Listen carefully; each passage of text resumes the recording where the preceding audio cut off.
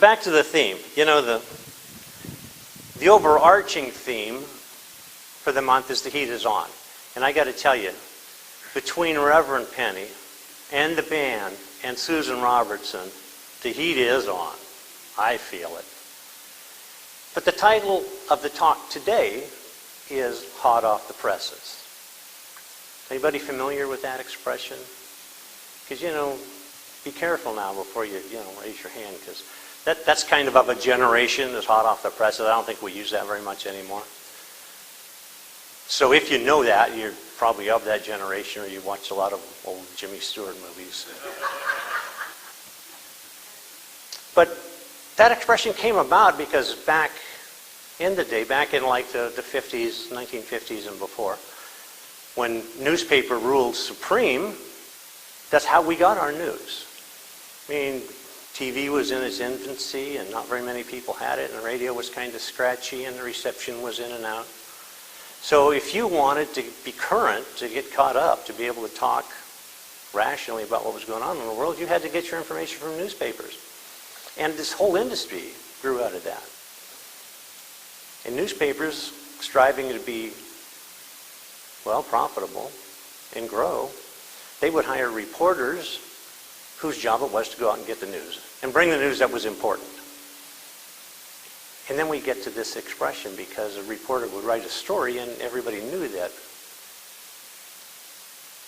you had to get people to read the story. And the way they got them to read the story was by way of their headlines. I mean, the headline had to draw you in. It had to get your attention. So, of course, you might have heard this part of the story. It came about that the more seasoned, experienced reporters would kind of take the new guys under their wing and teach them ropes, so to speak. And he'd tell them, you know, you got to have a headline to draw them in. And the headline has to be something that's unusual, that's not commonplace, something we're not used to seeing and hearing. In other words, they'd say, dog bites man is not a headache. Because that happens 100 times a day in this country, or more. So that's not unusual enough. On the other hand, man bites dog, that's a headline. Okay, that's something unusual. That's something that we don't hear and see every day. So hearing this story made me think, I wonder what a headline from Ernest Holmes, the founder of our philosophy, of our teaching, the founder of science of mind, religious science, I wonder what a Holmes headline would look like. And if you're wondering, let me put it to rest, because I just happened to stop and pick up a paper on my way in. And I've got that headline. The first thing that came to mind for me was the Holmes headline. Can you read that? God discovered in man. Wow. Now, this was maybe forward thinking, unless you consider, of course, the master teacher Jesus 2,000 years ago saying the same thing, and even prior to that, the earliest philosophers in the world saying the same thing. But back around this time, 20th century, this was a pretty unusual thing to say, especially if you were a member of the established religious community. And this is not a religion, by the way, it's a philosophy. It's the truth as we know it, after Ernest Holmes synthesized through all the great teachings and all the great works, all the great religious doctrine, and came with this teaching, kind of pared it down to the truth about who we are and what we are. And it comes out like this: God is discovered in man. Because there is only God. There's not God plus something else. There's only God. So all things in existence ever and forever, eternally and infinitely, are from God. They're of God. All things, all beings, all situations, all circumstances come from the heart of God. Now, I don't want to bog down on this word God, because I know that not everybody's really comfortable with that. And I hadn't been Candidly, I just wasn't a word that I used. And you don't have to refer to it as God. It can be spirit. It can be life, life force. It can be nature. It can be the thing itself. It can be creative intelligence, divine mind. Call it what you will. But by any name, this is the power that is responsible for the birth of everything. This is the unbegotten, the uncaused, first source of all things. And because it is, and because everything in existence must be made from God's stuff, if you will, then God is, of course, within that. I mean, if it's made of cheese, it's got a cheese content, don't you think? So, knowing that, I think it's great to know that the very stuff of which everything is made, all the way from those microscopic subatomic particles to things as grandiose as planets and solar systems and galaxies and the universe, all come from the same source. They're all made of the same stuff, and that's the same stuff that's going through me, going through you. And we're all driven and informed and energized by this same God energy. So the same energy that controls the cosmos is what courses through our veins. It's what's in us at the cellular level. It's what works in, as, and through us at every moment. God truly is within each of us. And I thought, well, that's kind of an interesting headline. But maybe we could just as easily turn that on its head, because the next Holmes headline, I think, would be something like this. Man discovered in God. Well, isn't that convenient? God's in man, man's in God. How does that work? Well, once again, there's only one. It is God. We all come from that. And because we come from that, we're not outside of that. Remember, it's a unity. There's only one. All the things combined in forever, infinitely, eternally, plus way more than that, is what this consciousness that we call God is. This is the consciousness that grounds all being. So we can never be outside of it. That's kind of a neat thing to know too. Safe and secure. We are within, not the confines of God, because there are no confines. There's no boundary to God. There is no circumference. It just goes on and on and on and on and on. And because there's no form, no shape to it, it's just pure essence, pure light, pure love. Everywhere, every being, every person, each of us is a center of that God. Wow. Can it get any better than that? We got the power of everything at our disposal. All we have to do is recognize it, open to it, surrender to that divine process. And there we are. So, man's in God, God's in man. And that's great. Isn't it? I mean, isn't that cool? But what does that mean, really? I mean, what does that mean to me, to you, every day, for life, for living? What's the advantage of it? What's the use of that knowledge? Are there any practical applications for this? Well, Ernest Holmes thought so, of course. You know, he used to have a radio program back in the 1950s, and it was called This Thing Called Life. And it was really great. Now, full disclosure, I did not listen to this program back when it was being aired. For a number of reasons. One, I was pretty young. Two, I was really not religiously motivated. And again, this isn't a religion, it's a philosophy. But yeah, at that time, I couldn't even spell philosophy. So, I mean, I didn't have any reason to think I should know what the meaning of any of this would be. But I listen to them all now. I listen to them because they're available with the advent of the internet. They're available on the web. And they're available from Center for Spiritual Living, from the archives back in Golden, Colorado. And they're easy to get hold of. And they're tremendous.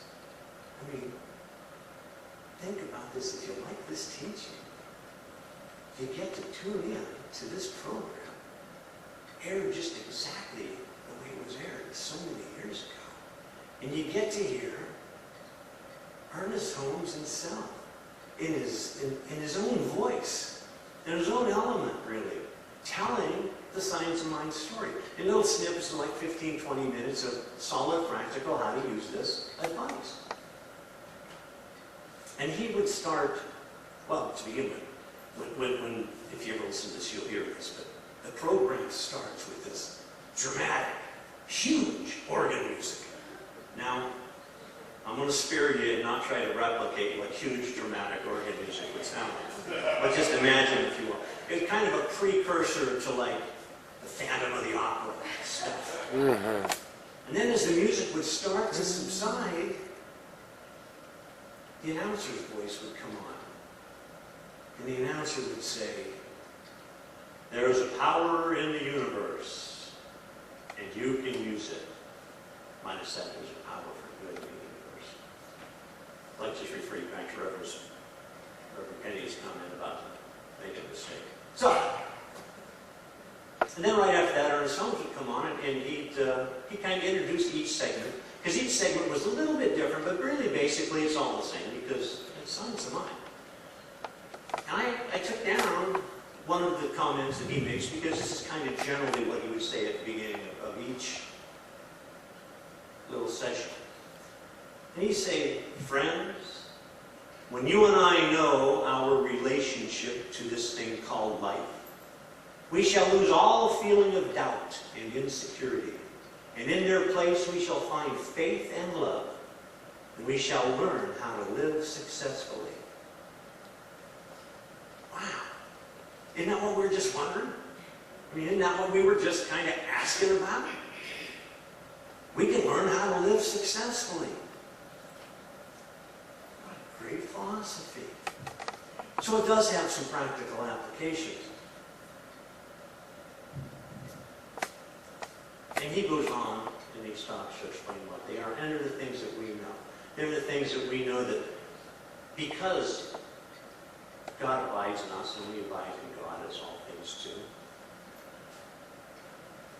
that we co-create with the divine. We have that spark of the divine within us, and that is a creative force. And we co-create with the divine to outpicture a world according to the desires we'd like to have. So prior to Science of Mind, I don't know about you guys, but I just kind of got batted back and forth by whim and whimsy. And then when I realized that I could control the world I see around me, because the world I see around me is largely a result of the thoughts I think and the beliefs I have.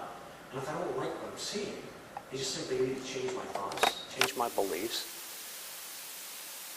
and co-create the world the way I want to see it. So,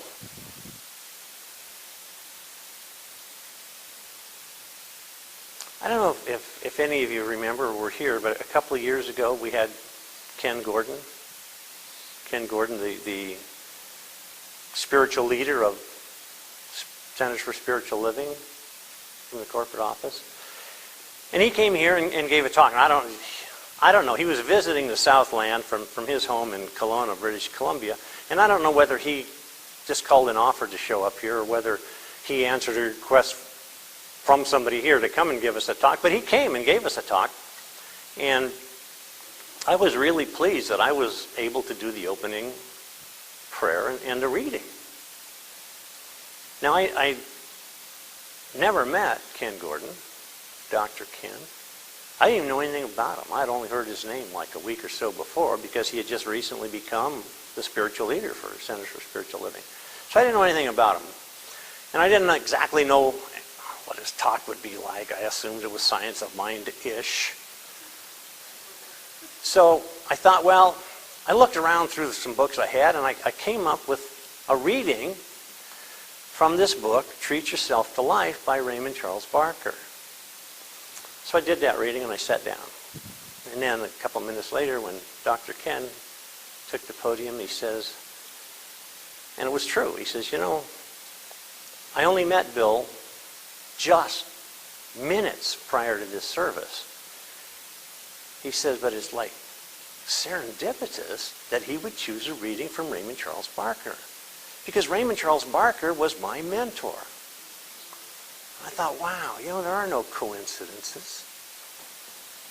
And then he went on to relate the story about Raymond Charles Barker. So it's going to get a little convoluted. So you'll want to pay attention here. Otherwise, you're not ever going to be successful on the post-meeting quiz. So he says about Raymond Charles Barker, he says, when Raymond Charles Barker was, and a little background on Barker, and I knew a little bit about him. I knew that he was an author, a Science of Mind minister. In fact, he was the minister of the first Science of Mind church in New York City. But at this time he wasn't. He was just a young, just beginning minister. And one Saturday, the senior minister calls him up and he says, I'm really sick. I can't be there tomorrow. I'm just that sick. You've got to give this talk. So, understandably, there's a young guy. He's a little bit concerned. And so he calls up his mentor, Ernest Holmes, and he explains the situation. He says, what am I going to say? And Holmes says to him, Raymond, this is Science of Mind. We only have one talk. But in the same manner that God manifests in infinitely different expressions by way of all things and all people, so do our talks manifest differently. So it's true that each of us is unique and different. There's never been another you. There never will be another you. Still, we're all expressions of the same God. Just tell the truth as you know it. The truth of Science of Mind is that we just simply reveal the truth of each of us and reveal the wholeness, the perfection, the divinity that is within all of us. Because you just do that, you'll be fine. So, of course, he did, and he went on to be minister for many, many, many, many years. And as soon as he got done relating this story, Dr. Ken turns around and he gives his version of the Science of Mind talk. Okay? Same thing. However, I just happen, as you see, to have this book. And I want to give you a part of the reading that was that night. And Raymond Charles Barker wrote, I believe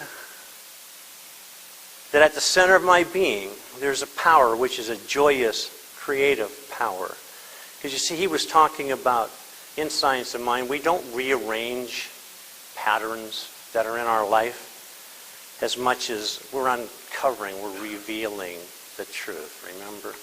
So he says, I believe that my recognition of this power causes it to act for me. I now recognize it and say, come forth. Break through every obstruction with which time, space, and memory have surrounded you. Break through every pattern of the I can't, or I shouldn't, or what will happen if I do. Break through the past of background, heredity, and tradition. Joy in me, come out through me. In creative ways of good, unrestricted by my own memory and my own background. Come out and operate through me. There is a joy at the center of my being. This joy I did not create, but it created me. This joy in me is spiritual power. Wow, and it goes on, but you get the gist of it. So, knowing that's how it works, and knowing that we all have the power to access this simply by surrendering ourselves to the divine process, can we then just lean back and bask in the glow of the glory of our life as it unfolds? Here's a hint. Yes is probably not the right answer to this question. Okay? Ernest Holmes tells a story, the one I really like too, about the young boy in a foot race. And as he's going around the track, the referee's sitting there in his quarters, the judge's chambers, whatever you call it. And he notices as the boy's running around the track that he's talking to himself. Well, the young boy wins the race. And as the judge is handing him the blue ribbon, he says, "Young fella, I noticed that as you were running around the track, you were talking to yourself." And the young boy said, "No, sir. I was talking to God." And the referee says, "Really? What were you saying to God?" He said, "I was saying, God, you lift them up, I'll put them back down." That's it in a nutshell, ladies and gentlemen. Young boy partners with God to win race. And that story, that you could be that young boy, I could be that young boy, that is the story of all of us. We need to participate. We can, as we say in this teaching, colloquially, you got to treat and then move your feet, which just means that you've got to say what you want and then go out and make it happen. I want to close with a little more contemporary reading from Reverend Dr. Christian Sorensen, the senior minister at Seaside Center for Spiritual Living in Encinitas, and he's also the head of the Holmes Institute. He puts out this, he co-authored this with Petra Wells, Joyous Living Journal. It's 365 pages, one per day, of inspiration. Now, I have the book because I like to keep it on my desk, but I also get this emailed into my inbox every day. Every day.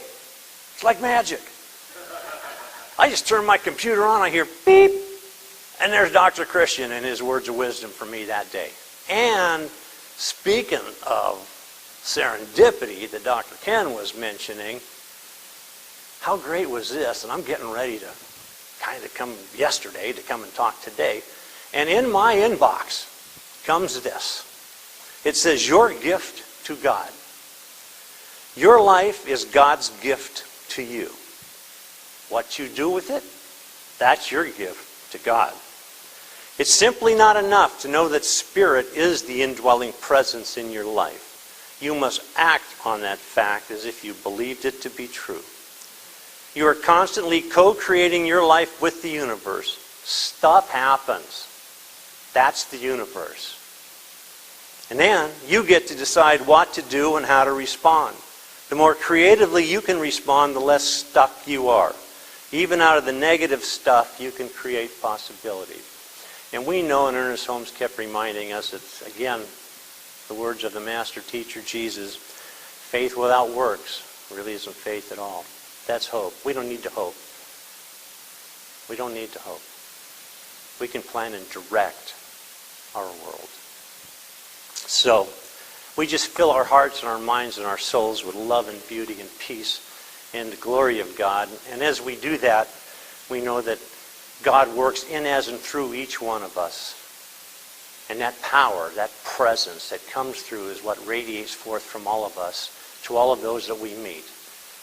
It's the manner in which we co-create with God the world that we want to see, a world that works for us, and a world that works for everyone.